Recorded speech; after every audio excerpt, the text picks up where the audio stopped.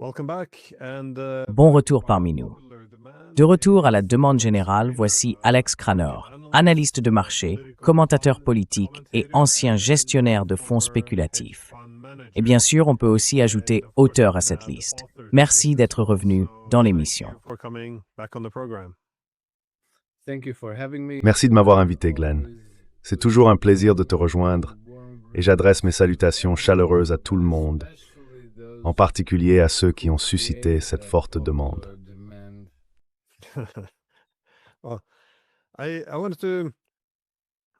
Je voulais te demander comment tu analyses la situation économique après ce week-end.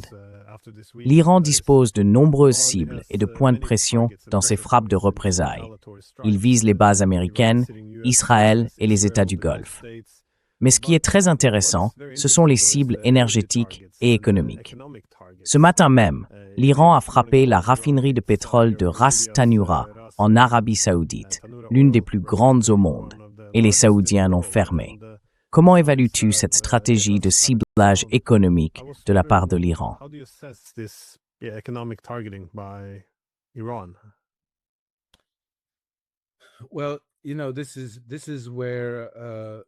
Eh bien, vous savez, c'est là que Trump et son administration vont faire face à une avalanche de conséquences, car déjà ce matin, les prix du pétrole brut ont ouvert en hausse d'environ 10%.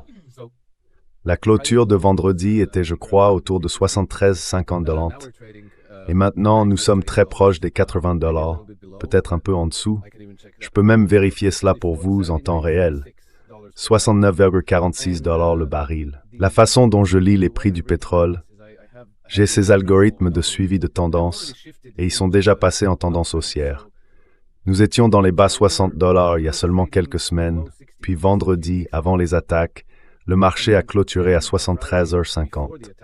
Nous étions donc plus de 10 $ au-dessus du plus bas, et maintenant nous approchons des 80 $ le baril.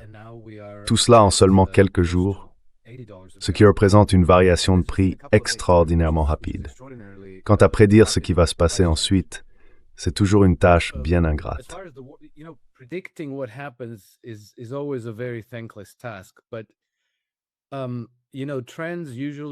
Mais les tendances, une fois lancées, ne s'inversent pas forcément aussi facilement. Et on ne peut pas encore dire qu'il s'agit d'une tendance. Mais je pense qu'à ce stade, ce sont les événements géopolitiques qui exercent l'influence décisive sur les marchés. D'après ce que je peux en juger, cette guerre ne se terminera pas de sitôt, et elle pourrait être extrêmement perturbatrice. Un baril de pétrole brut exporté sur 5 passe par le détroit d'Ormuz. Si les Iraniens ferment le détroit d'Ormuz, et il semble qu'ils l'aient fait, et s'ils le maintiennent fermé, nous pourrions voir le prix du pétrole grimper profondément dans les 3 chiffres. Où exactement, il est impossible de le dire.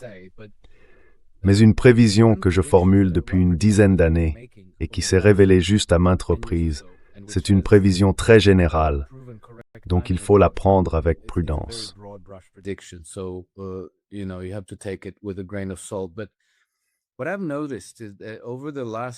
Ce que j'ai remarqué au cours des 10 dernières années environ, c'est que lorsqu'un marché particulier entre dans une tendance haussière, cela crée souvent ce que nous appelons une progression en crosse de hockey.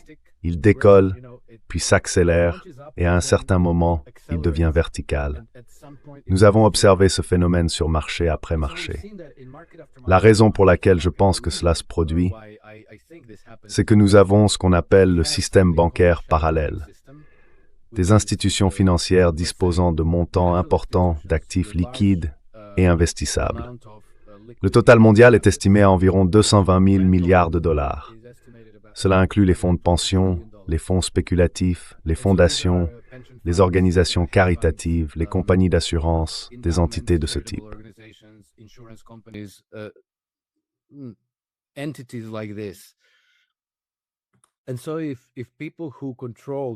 Ainsi, si les personnes qui contrôlent ces 220 000 milliards de dollars se réveillent un jour en se disant « Tiens, peut-être devrions-nous être davantage exposés au marché de l'énergie » et qu'elles commencent à acheter des contrats à terme sur le pétrole brut ou des fonds négociés en bourse liés au pétrole, etc., elles pourraient submerger le marché.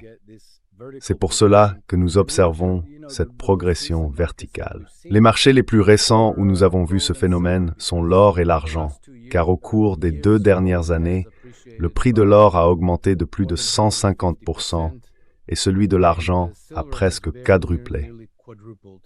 Voilà de quoi je parle, et c'est pourquoi je ne suis pas à l'aise pour faire une prévision, car quoi que je dise, cela pourrait finalement être inférieur à ce que nous verrons réellement.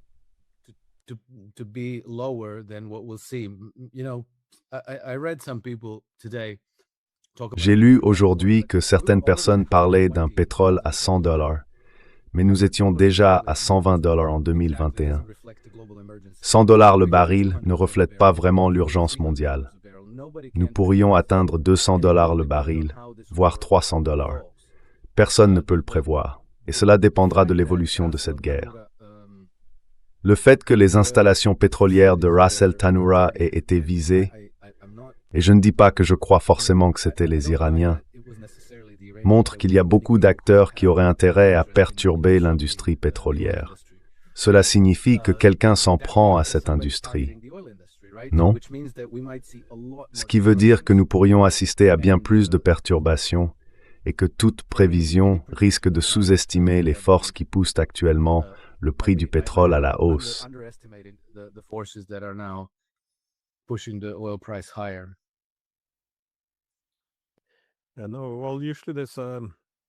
Eh bien, en général, il existe des incitations économiques, à la fois pour commencer et pour mettre fin aux guerres. Je vois que Reza Pahlavi, le fils du Shah, la monarchie fantoche et la dictature qui dirigeait l'Iran avant la révolution islamique de 1969, a donné une interview affirmant que les États-Unis pourraient obtenir 1000 milliards de dollars de contrats s'ils renversaient simplement le gouvernement et le plaçaient au pouvoir. Ce discours ressemblait presque mot pour mot à celui de Machado au Venezuela. Peut-être qu'il recevra aussi le prix Nobel de la paix. Mais quelles seraient, selon vous, les répercussions économiques plus larges? Car encore une fois, la fermeture du détroit d'Ormuz est cruciale pour le pétrole. C'est évidemment la principale préoccupation. Mais dans l'ensemble, étant donné que nous voyons également l'Iran frapper certains ports à l'étranger, cela pourrait aussi avoir un objectif militaire. Voyez-vous d'autres problèmes liés à la fermeture des chaînes d'approvisionnement mondiales? L'aspect économique se limite-t-il à l'énergie ou pensez-vous qu'il s'étendra davantage?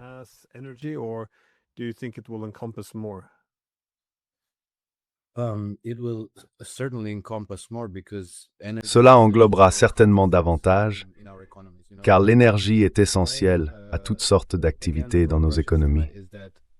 Aujourd'hui, on estime qu'environ 50 fois plus de travail est effectué grâce aux hydrocarbures que manuellement. Donc vous savez, si l'économie pétrolière est restreinte, c'est toute l'économie qui ralentit. Et je pense que certaines nations en sortiront gagnantes, d'autres perdantes. L'Europe est dans une position particulièrement vulnérable, car nous sommes déjà au milieu d'une crise énergétique que nous nous sommes infligée nous-mêmes, et cela ne fait qu'aggraver la situation. L'Europe, eh bien, nous n'aimons pas les hydrocarbures russes sales, alors nous avons voulu réorienter les Européens vers des hydrocarbures plus démocratiques, comme ceux des États-Unis et du Qatar. Et maintenant, même l'approvisionnement en gaz naturel du Qatar vers l'Europe pourrait être perturbé. Je pense donc que l'Europe est dans une très mauvaise posture et nous avons détruit des centrales nucléaires.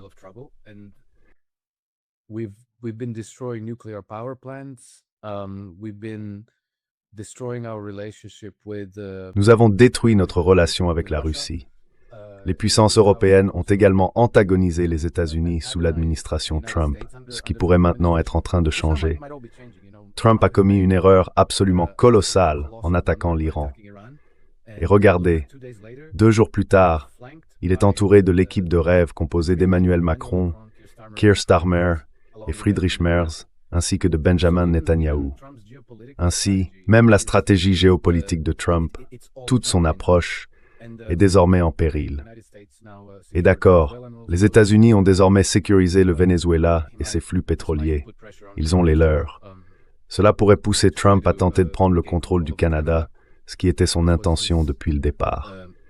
Mais je pense que les économies européennes, déjà en récession sévère, s'apprêtent maintenant à plonger dans une dépression et probablement dans une hyperinflation.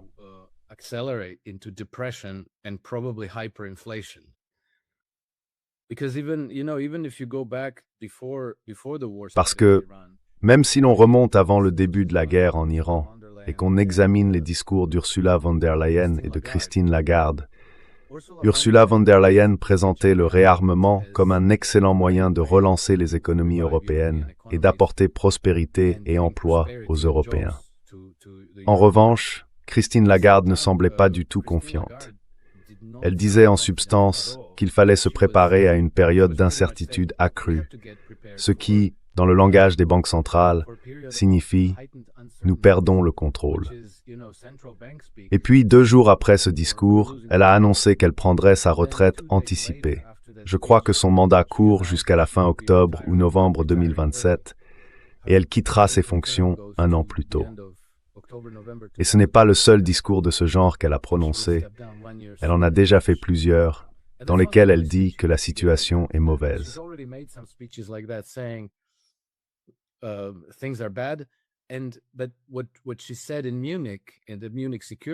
Ce qu'elle a dit à Munich, lors de la conférence sur la sécurité de Munich, elle s'inquiétait de la dette européenne, des obligations européennes bradées à des prix dérisoires sur les marchés internationaux, ce qui signifie que les investisseurs internationaux vont se débarrasser des obligations des pays européens. Qu'est-ce que cela vous dit? Cela indique que les taux d'intérêt vont grimper en flèche. Je pense donc que l'Europe se dirige vers un avenir qui sera une combinaison de la République de Weimar en Allemagne au siècle dernier et de l'effondrement de l'Union soviétique. Je crois que c'est probablement l'un des grands événements qui nous attendent. Bien sûr, ces choses ne se produisent jamais du jour au lendemain. L'événement lui-même pourrait s'étendre sur plusieurs mois, voire plusieurs années, et nous ne savons pas quel sera le point de déclenchement.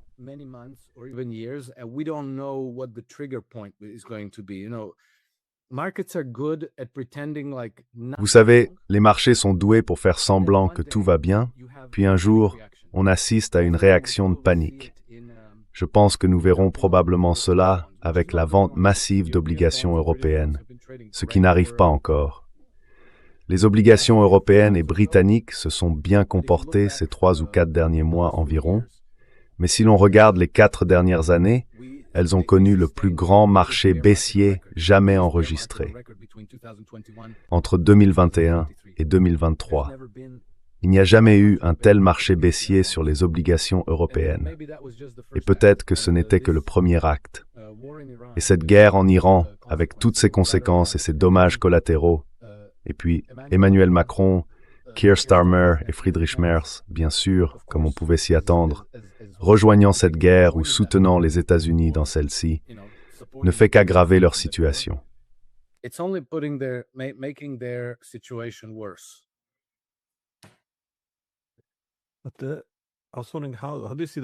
me demandais, comment voyez-vous le changement plus large dans la géoéconomie mondiale? Beaucoup d'argent est investi dans les États du Golfe parce qu'il y a beaucoup d'immobilier. Cela semble être un endroit sûr pour placer son argent. Mais que se passe-t-il si ces gouvernements commencent à paraître fragiles, si les États-Unis ne peuvent plus les protéger? De plus, pour les grandes puissances, la Chine, la Russie et d'autres, dans quelle mesure considèrent-elles qu'il est nécessaire de se découpler davantage de l'Occident? Même si cette guerre se termine par des moyens diplomatiques, la diplomatie semble désormais un peu dénuée de sens. Peu importe ce que les Américains signent, dans 6 mois, ils pourraient revenir en arrière.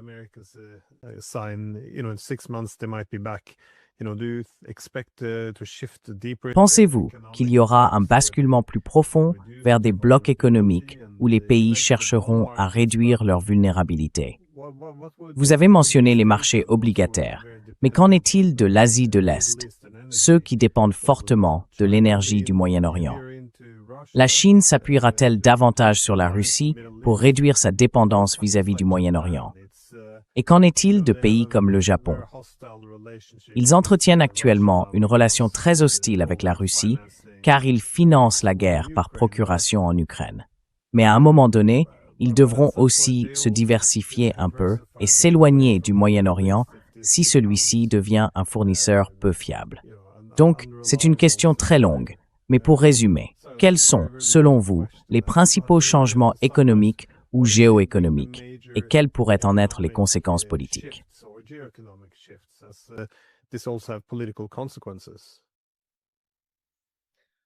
I'm afraid that it might lead to J'ai peur que cela ne conduise, vous savez, plutôt qu'à stimuler une intégration multipolaire, à voir le monde se diviser en deux blocs. Et peut-être que l'énergie deviendra l'une des questions cruciales. Deux blocs, c'est-à-dire, quelles sont les conséquences de cette guerre sur l'Iran? Il se pourrait que les États-Unis soient ramenés vers leurs alliances traditionnelles. Vous savez, Donald Trump a essayé de s'en détacher. Cela a été une position ouverte et explicite de son administration. L'ordre mondial d'après la Seconde Guerre mondiale est obsolète et les États-Unis ont l'intention d'adopter une intégration multipolaire. Je pense maintenant que Trump a peut-être commis une erreur fatale. Now I think Trump may have committed a fatal mistake.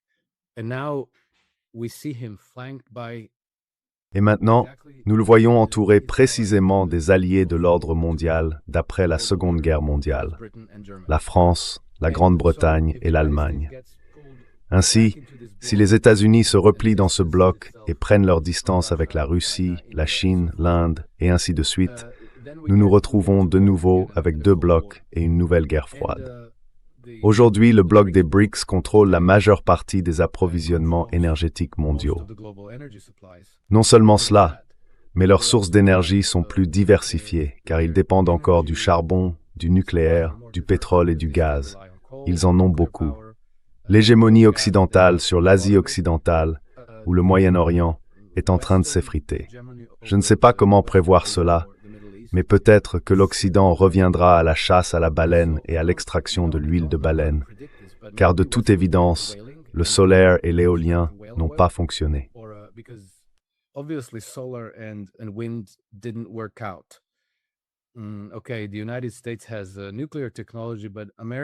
D'accord, les États-Unis possèdent la technologie nucléaire, mais la technologie nucléaire américaine est bien plus coûteuse que la technologie nucléaire chinoise.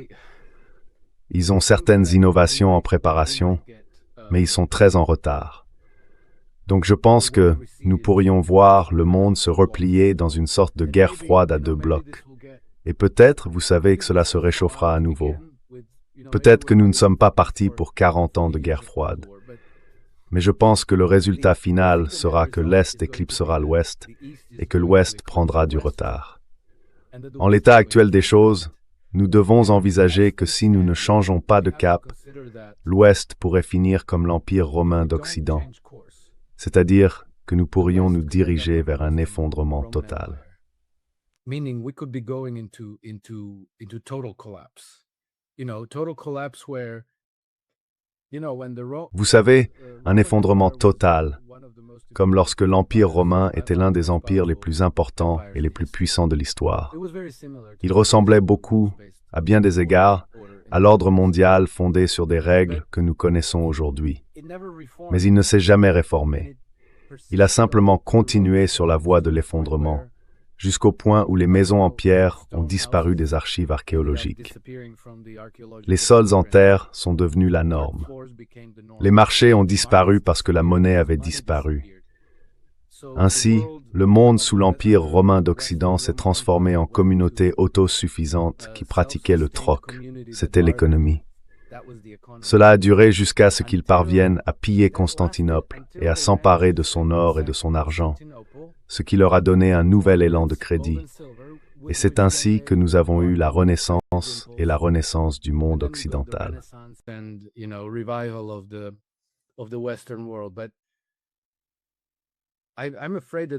Mais j'ai bien peur qu'il y ait un risque que nous soyons désormais engagés sur cette voie. Un tel effondrement pourrait s'étendre sur des siècles, peut-être 2. Il est donc très difficile d'en faire des prévisions. Je crains que la tragique erreur de Trump en Iran n'ait créé une sorte de point de gravité, vous savez, comme un point de gravité dans l'espace qui pourrait courber celui-ci, orientant la politique étrangère américaine, avant qu'elle ne revienne en boomerang vers l'ancien ordre colonial. J'ai peur que ce soit une prédiction très générale, mais il est difficile de voir au-delà d'aujourd'hui dans ces circonstances, sans parler des années ou des décennies à venir.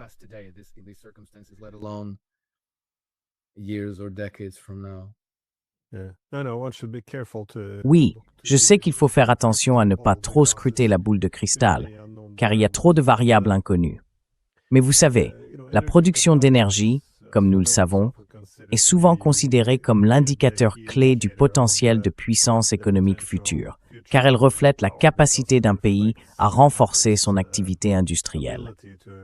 C'est aussi vrai, bien sûr, à l'ère de l'IA, où il faut de l'énergie pour faire fonctionner ces centres de données et tout le reste. Mais vous savez, les Européens se préoccupent toujours de la sécurité énergétique. Et je suis tout à fait d'accord avec cela. Je pense que cela devrait être une priorité absolue. Cela signifie ne pas dépendre excessivement de la Russie. Je suis d'accord là-dessus. On ne veut pas dépendre trop fortement d'un seul acteur. Mais la sécurité énergétique signifie aussi ne pas se couper de l'une ou l'autre des sources.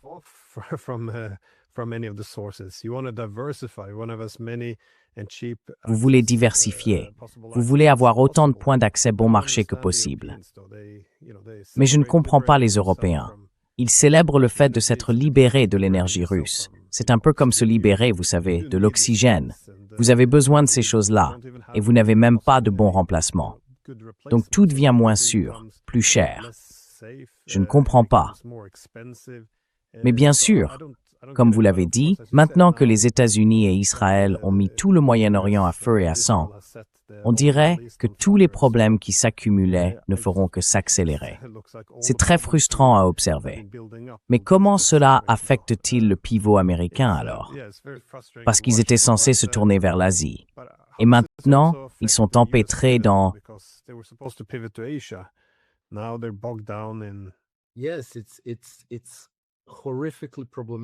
Oui, c'est horriblement problématique maintenant. Parce que tu sais, l'image de cette guerre est aussi laide que possible.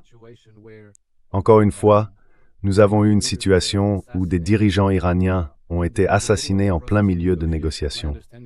D'après ce que je comprends, ils s'étaient réunis pour discuter des propositions américaines. Et nous avons des informations provenant de responsables omanais qui ont déclaré que les Iraniens étaient très conciliants, très accommodants, donnant pratiquement aux Américains tout ce qu'ils voulaient. Et puis ils ont été tués. Et tu sais, quand cela s'est produit à Oman avec la direction du Hamas, je n'étais pas enclin à croire que c'était délibéré ou que c'était la politique délibérée de l'administration Trump.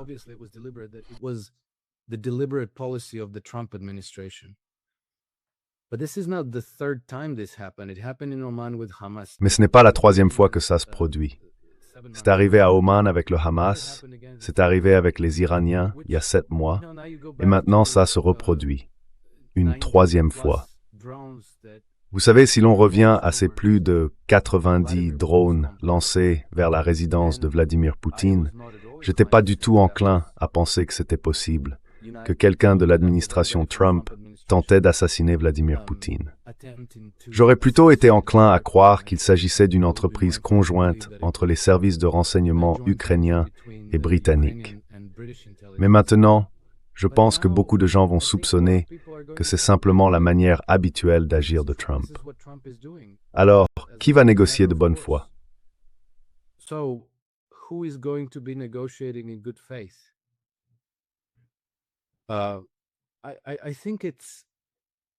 Je pense que, sur le plan de l'image, c'est à peu près aussi mauvais que possible. Et vous savez, il ne faut pas considérer l'image comme une question secondaire ou superficielle. Souvenez-vous, lorsque Benjamin Netanyahou était aux États-Unis il y a quelques mois et qu'il a rencontré un groupe d'influenceurs à l'époque où Larry Ellison a décidé d'acheter TikTok et tout cela, Netanyahou, qui comprend bien ces choses, a déclaré que l'arme la plus importante de toutes, c'est l'opinion publique. C'est pourquoi TikTok, pour eux à ce moment-là, était l'arme la plus importante de toutes. Plus que les bombes, plus que les avions, plus que tout le reste. parce que l'opinion publique compte énormément. Because public opinion matters a great deal.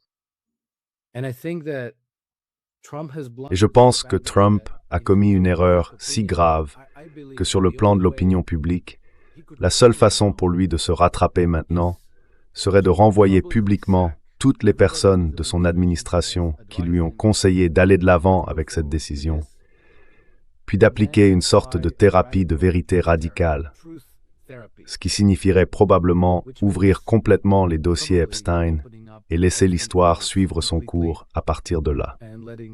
Tout ce qui serait en deçà de cela, j'en ai bien peur, serait une tâche indélébile et cela marquerait son administration ainsi que son nom.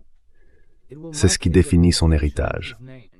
La raison pour laquelle je dis cela, c'est que si le monde éprouve de la sympathie pour Trump, il pourrait se dire « D'accord, il a commis beaucoup d'erreurs, mais il essaie de faire quelque chose de bien pour le peuple américain et pour le monde. »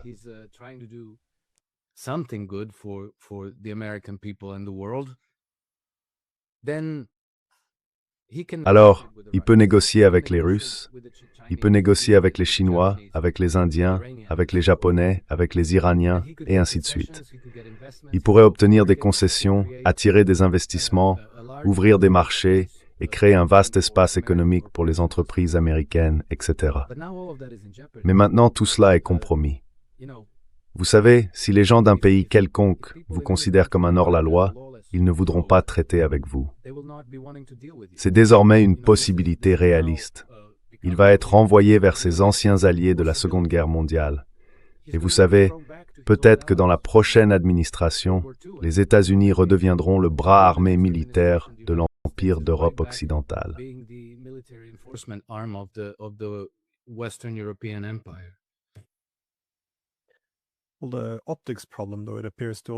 Eh bien, le problème d'image, cependant, semble aussi s'étendre à l'Europe. Comme vous l'avez dit, l'Iran a fait d'énormes concessions. CNN a rapporté qu'ils étaient à quelques heures d'un accord avant que les États-Unis et Israël ne lancent une attaque surprise, tuant une grande partie de la direction iranienne. Et encore une fois, si cela n'était qu'un cas isolé, passe encore. Mais c'est exactement la même chose qui s'est produite il y a 6 mois, en juin, alors qu'ils étaient également en pleine négociation. Ensuite, vous savez, ils ont vu que l'Iran avait réduit ses activités. Alors ils se sont dit, autant les anéantir à la place.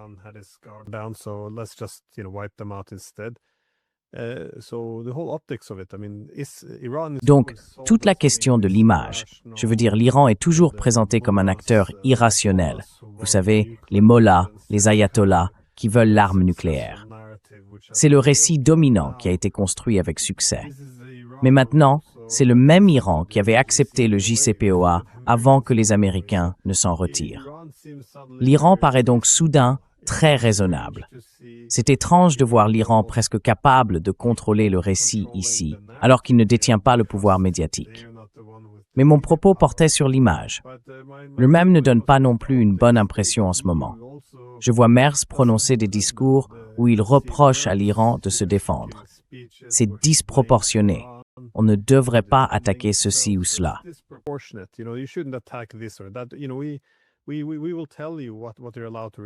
Nous allons vous dire contre quoi vous avez le droit de riposter. Disproportionné. Si c'est une guerre pour l'existence de l'Iran, c'est un commentaire étrange à faire. De plus, von der Leyen a déclaré que ce dont l'Iran a besoin, c'est d'une transition loin de ce gouvernement, donc un changement de régime, et d'abandonner ses missiles balistiques. Autrement dit, une capitulation. Un peu comme lorsqu'ils veulent que la Russie capitule après une victoire. Maintenant, alors que l'Iran semble triompher, ils veulent que l'Iran capitule.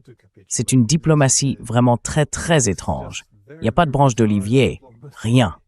Même quand vous êtes en train de perdre, ou du moins quand l'Iran vous inflige une bonne raclée, c'est cela que vous mettez sur la table. Capituler?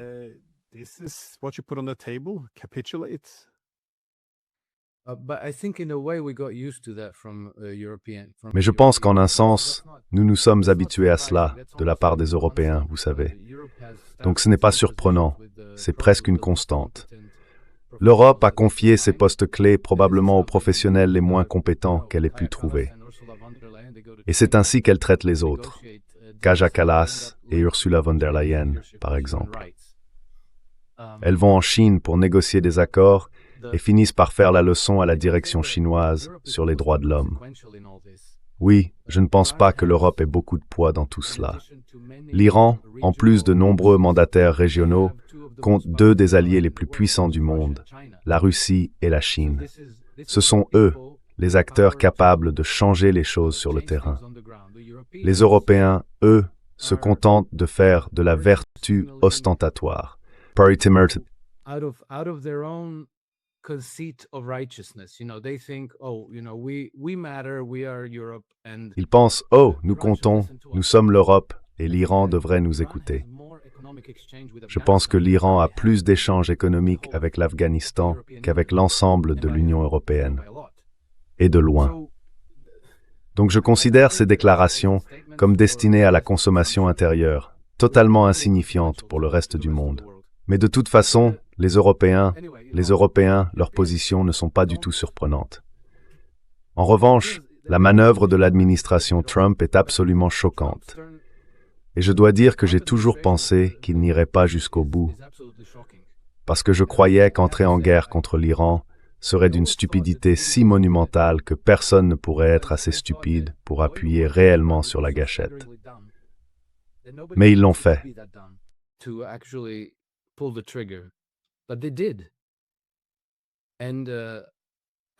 Je pense que, prétendument, Trump était convaincu qu'en frappant l'Iran avec de grands raids de bombardement, les Iraniens s'adouciraient et deviendraient beaucoup plus conciliants à la table des négociations, qu'ils accepteraient toutes les conditions, peut-être même qu'un changement de régime verrait le jour, et ainsi de suite. Mais c'est l'inverse qui s'est produit. C'était un pari totalement imprudent. Maintenant, la guerre ne va pas durer 2 ou 3 jours. Elle va probablement se prolonger pendant un certain temps. Toute idée de pouvoir contrôler les conséquences et les retombées est complètement irréaliste. Il est impossible que quiconque dans l'administration Trump puisse prévoir comment tout cela va se dérouler. Et l'Iran a tous les avantages.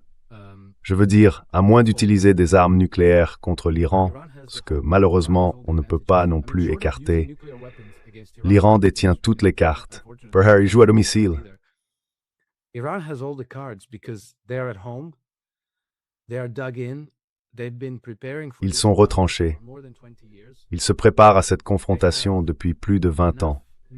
Ils disposent d'assez de missiles et de drones pour maintenir un flux ininterrompu d'attaques, jour et nuit, contre Israël et contre les intérêts occidentaux dans la région.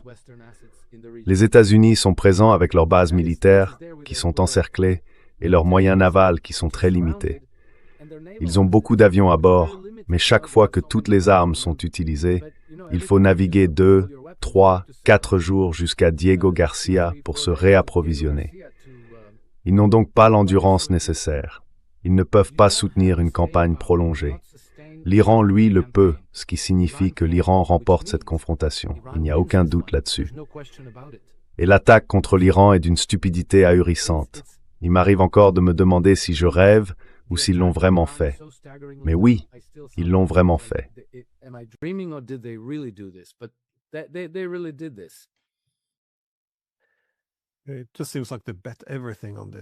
On dirait simplement qu'ils ont tout misé là-dessus. Je veux dire, pour les États-Unis, la relation entre les États-Unis et Israël sera façonnée par cela. La relation entre les États-Unis et les États du Golfe, qui ne sont plus sous protection, mais qui au contraire subissent de lourdes frappes en tant qu'État de première ligne, va également changer.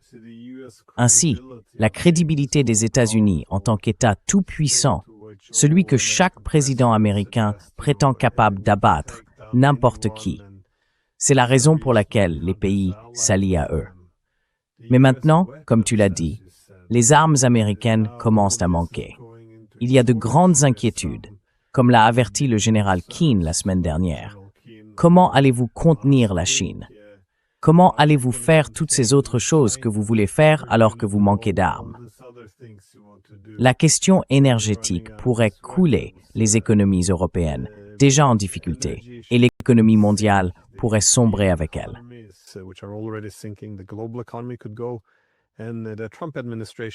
Et l'administration Trump elle-même, je veux dire, il pourrait être destitué à cause de ça. Il pourrait être fini. Je viens de voir des rapports indiquant que le Pentagone a informé le Congrès qu'il n'y avait aucun signe que l'Iran ait eu l'intention d'attaquer les États-Unis en premier. On dirait donc que le Pentagone est prêt à jeter le vieux Donald sous le bus. Tout semble avoir été misé sur quelque chose d'aussi absurde en termes de probabilité de succès. L'idée que l'on élimine Khamenei et que soudainement, au lieu de se rallier au gouvernement, ils se rendraient tous et s'inclineraient devant les Américains pour les avoir libérés de leur plus haute autorité religieuse. Enfin, rien de tout cela n'avait le moindre sens. Je ne comprends tout simplement pas comment tout cela, comme tu l'as dit, semble presque irréel. Comment les renseignements qu'il avait reçus ont-ils pu être aussi mauvais?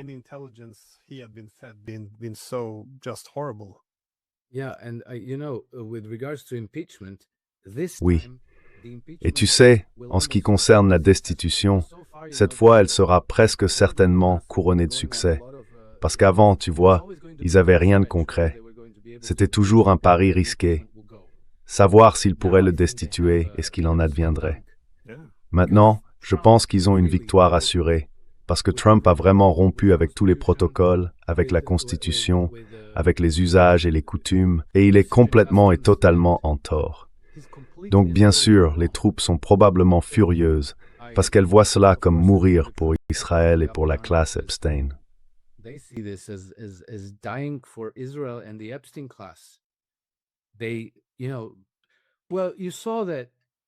Eh bien, tu as vu que chaque fois, au cours de l'année écoulée depuis que Trump est à la Maison-Blanche, quand ils étaient envoyés en mer Rouge pour affronter les Houthis, ou en Méditerranée orientale, ou dans le Golfe Persique pour affronter qui que ce soit, la Syrie, le Hamas, le Hezbollah, l'Iran, et ainsi de suite, il y avait toujours ces problèmes techniques, n'est-ce pas? Tu sais, d'abord, le groupe aéronaval de l'Abraham Lincoln a été envoyé de la mer Rouge depuis le Golfe Persique, et ensuite leur ravitailleur s'est échoué. Et tu sais, c'est la source de carburant pour tout le groupe. Donc sans carburant, tu ne vas nulle part.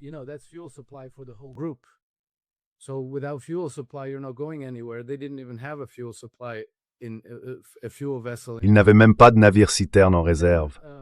Ensuite, un autre porte-avions a été envoyé de Malte vers l'Égypte, en direction de la Méditerranée orientale, encore une fois pour soutenir Israël. Peut-être qu'il était aussi envoyé pour affronter les Houthis.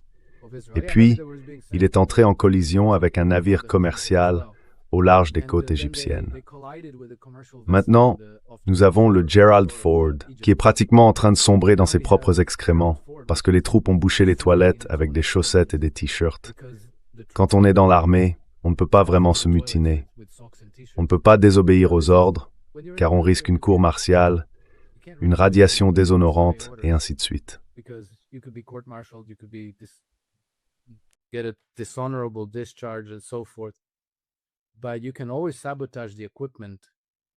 Mais on peut toujours saboter le matériel ou commettre des erreurs qui vous désavantagent et peuvent empêcher le déploiement. Et quand cela se reproduit encore et encore, cela montre que les troupes n'ont pas du tout le cœur ni l'esprit engagé dans ce combat. Elles ne veulent pas le faire. Donc, bien sûr, il va y avoir des réactions au sein du Pentagone pour arrêter le commandant en chef. C'était un pari totalement incompréhensible, parce que c'en était un. Le pire, c'est que c'était vraiment un pari. Très bien, on fait ça, et si on a de la chance, le régime recule, le peuple prend le relais, et on est accueilli avec des fleurs et des défilés.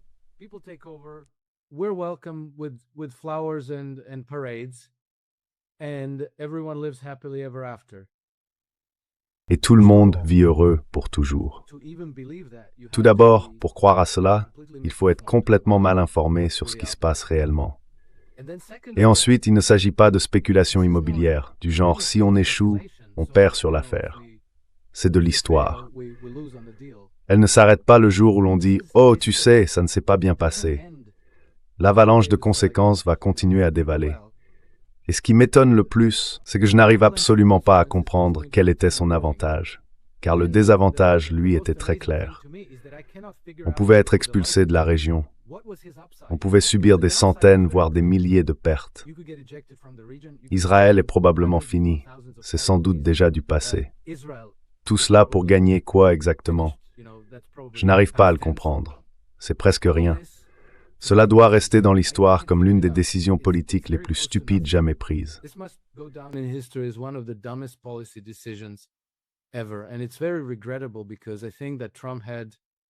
Et c'est très regrettable, car je pense que Trump avait une grande chance. Il bénéficiait d'un mandat populaire très fort, et je crois qu'il avait commencé à aller dans la bonne direction sur de nombreuses questions importantes. Comment il a pu se laisser séduire par cette absurdité? Je dois dire que je trouve cela très regrettable. Parce que si toute la machine Trump s'effondre, les États-Unis pourraient se retrouver de nouveau dans le camp où, vous savez, l'OMS reviendra pour de bon, l'USAID sera ressuscité, l'idéologie LGBT reprendra de la force, les enfants seront amenés à changer de genre selon leur choix ou celui qu'on leur impose, et toutes ces choses que j'espérais voir dépassées reviendront avec une vengeance. C'est pour cela que toute cette situation est en réalité déchirante. Mais encore une fois, au bout du compte, ce sera au peuple américain de décider. Et il n'a pas voté pour cela. Il a voté pour exactement le contraire.